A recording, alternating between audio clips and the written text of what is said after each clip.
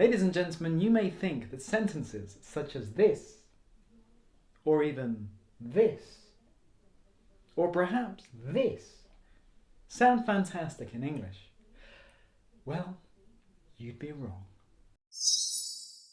Hi everyone, I'm Jack from Crystal Clear English, and today I'm going to be explaining why saying sentences such as these make people feel that perhaps we are not the best communicator when it comes to speaking in English. So what's the problem here?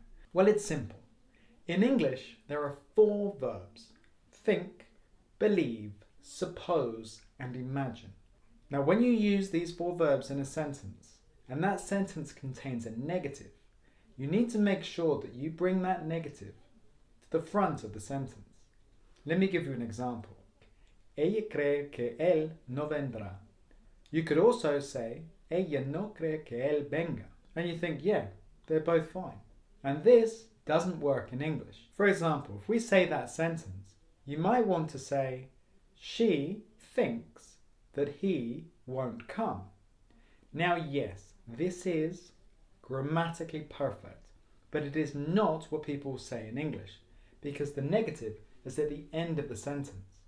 And as I said before, we need to bring that negative to the beginning of the sentence. It would be more natural for a native speaker to say, she doesn't think he will come, rather than she thinks he won't come.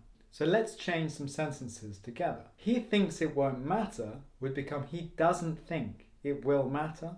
And he thought it wasn't a good idea would become he didn't think it was a good idea. So she thinks it won't work would become she doesn't think it will work. We think it isn't a good idea would become we don't think it is a good idea.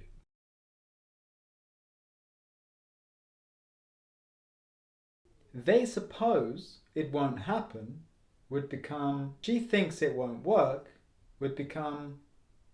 So remember, when saying think, believe, imagine or suppose, always bring the negative of the sentence to the beginning, because otherwise it feels like you're making a native English speaker do a lot of mental gymnastics. We think it won't rain, and we think it won't rain. Okay, we don't think it'll rain.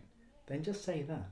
Remember, negative to the beginning with think, believe, imagine, suppose.